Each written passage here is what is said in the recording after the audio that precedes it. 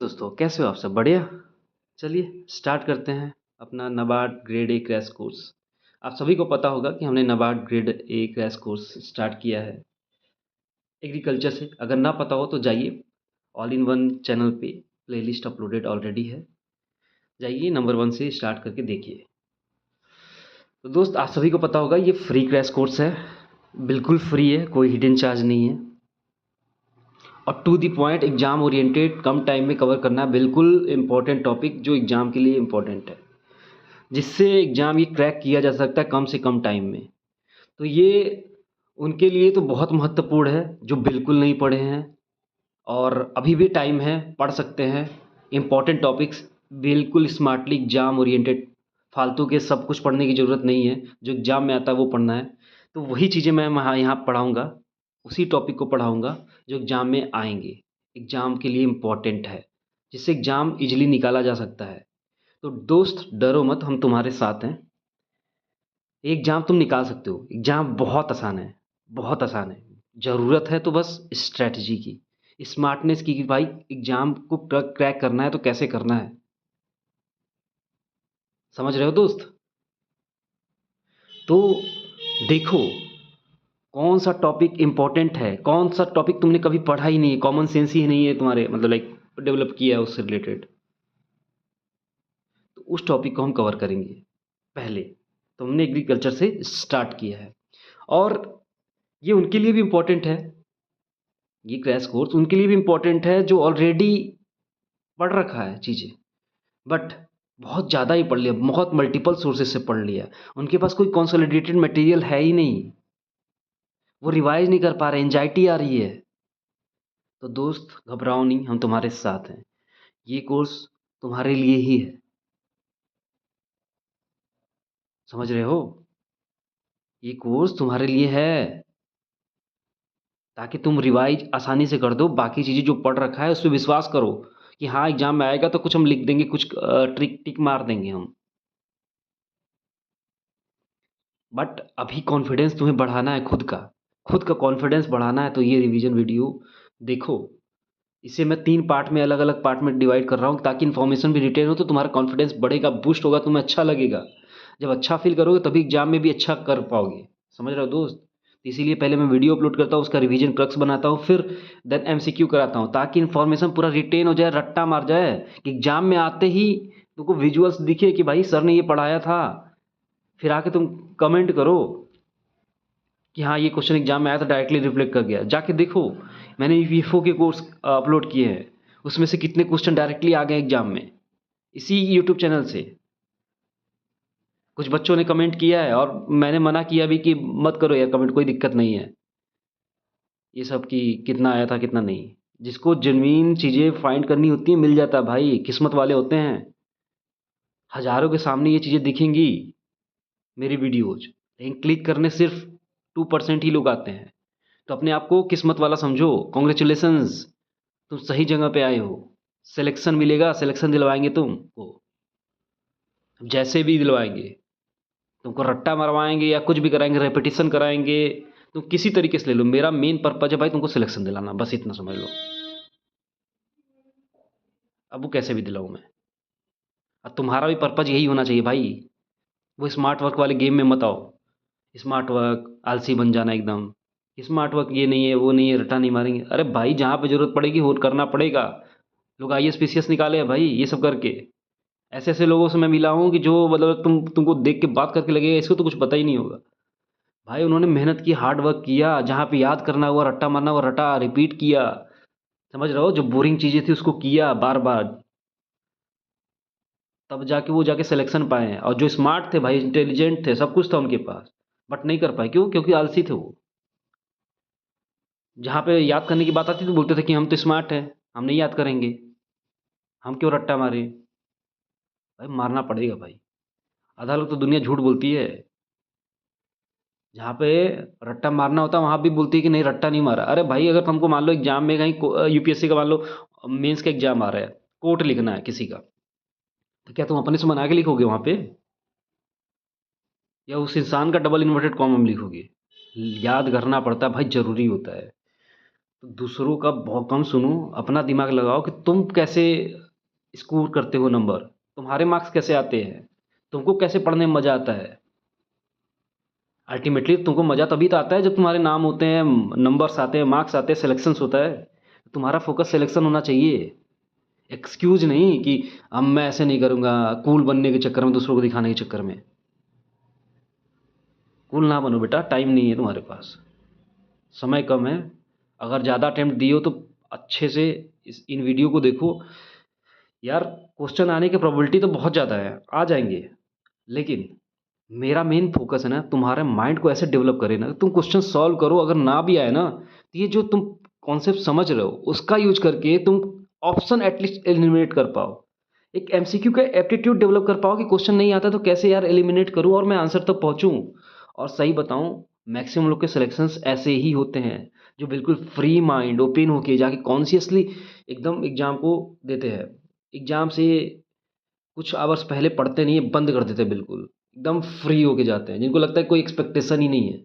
वहाँ पे जाके माइंड को पूरा खोल के एकदम दिमाग, समझ रहे हो, पूरा एकदम दिमाग को खोल के ताला एकदम खोलना पड़ेगा तुम्हारे दिमाग का एकदम।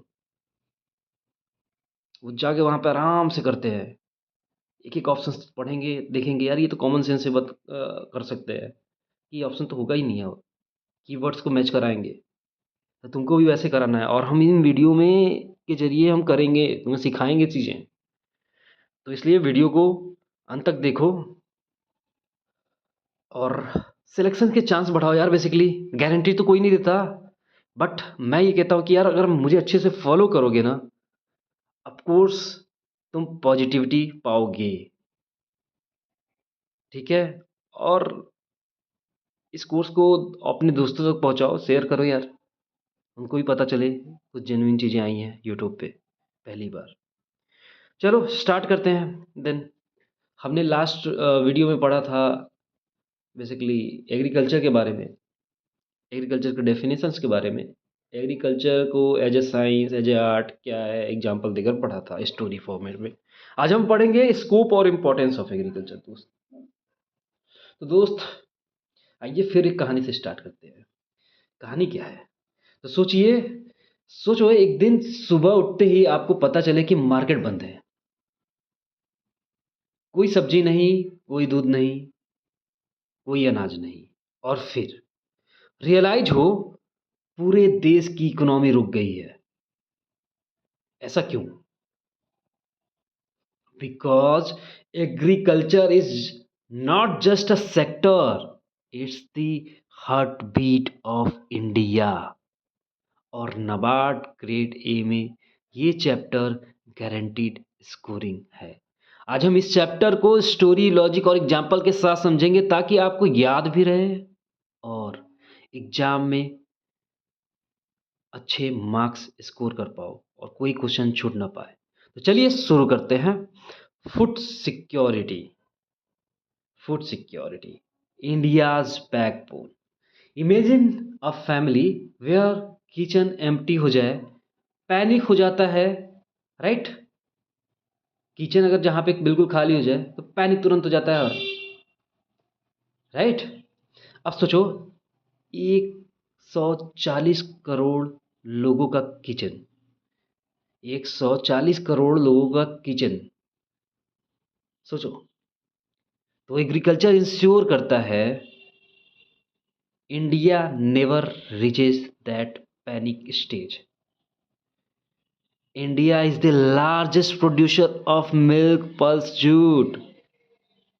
समझ रहे हो?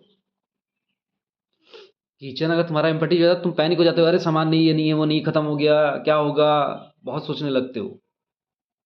140 करोड़ लोगों का किचन है भाई। तो इसीलिए हम एक स्टोरी फॉर्मेट में ये सब चीज़ें बेसिकली तुमको बता रहे हैं। एग्रीकल्चर इंश्योर करता है कि इंडिया उस पैनिक तक ना पहुंचे। उसके लिए क्या है इंडिया में? India is the largest producer of milk, pulse, jute, and second largest producer of rice, wheat, sugarcane, groundnuts, vegetable, fruits, cotton. और दुनिया के टॉप प्रोड्यूसर में है spice, poultry, fish, livestock, tea, jute, tobacco. ये सब मिलकर India को बनाता है फूड सिक्योर नेशन। ठीक है दोस्त।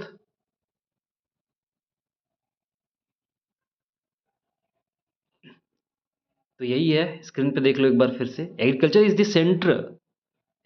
Is central to ensure food and nutrition and security as it is primary source of food and fodder.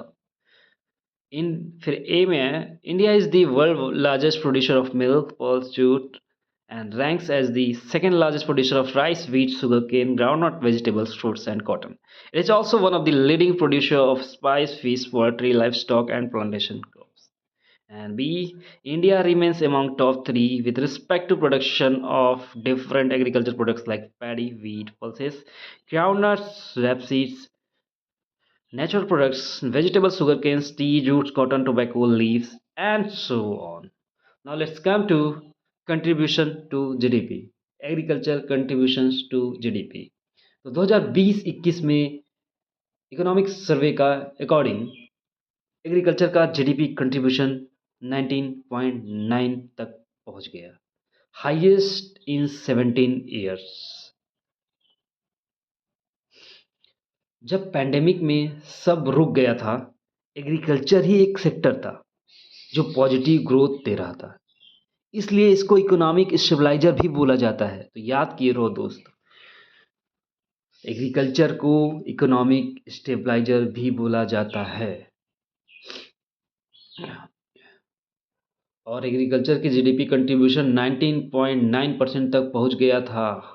कब? 2020-21 में, हाईएस्ट इन 17 ईयर्स। जब कोई मार्केट ग्रो नहीं कर रहा तो एग्रीकल्चर ही ग्रो कर रहा था भाई। ऑफकोर्स परसेंटेज में ज़्यादा आएंगे। देन आते हैं,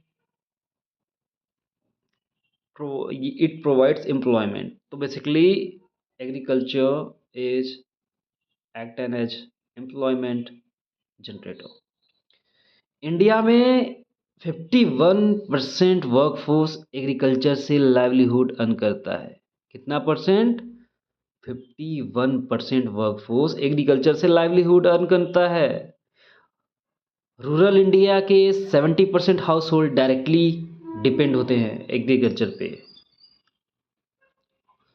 रूरल इंडिया के 70% house hold directly depends on agriculture.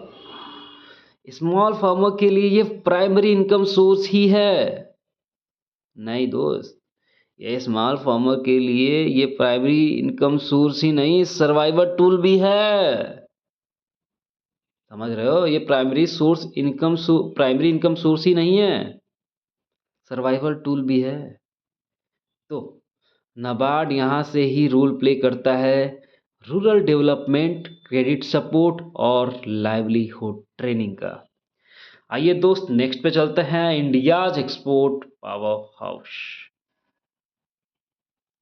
तो there is a significant contribution of India in export. ठीक है, एग्रीकल्चर का बहुत बड़ा कंट्रीब्यूशन है इंडिया के एक्सपोर्ट में। तो दोस्त एग्रीकल्चर एक्सपोर्ट इंडिया के लिए बहुत बड़ा फॉरेन एक्सचेंज अर्नर है। 2020-21 में agricultural export is equal to 2.52 lakh crore, 2.5% of world export. समझे? 2020 और 21 में एग्रीकल्चर एक्सपोर्ट था, कितने का था? 2.52 लाख करोड़, मतलब 2.5 लाख करोड़ का, 2.5% ऑफ वर्ल्ड एक्सपोर्ट। समझ रहे हो दोस्त? बहुत बड़ा है। फिर टोटल एक्सपोर्ट अर्निंग का 13% एग्रीकल्चर से आता है। हम जितना भी एक्सपोर्ट करते हैं उसका 30% सिर्फ एग्रीकल्चर से आता है। रॉ मटेरियल जो सप्लाइड होता है to textile, sugar, paper, rubber, milk processing industries, agriculture से।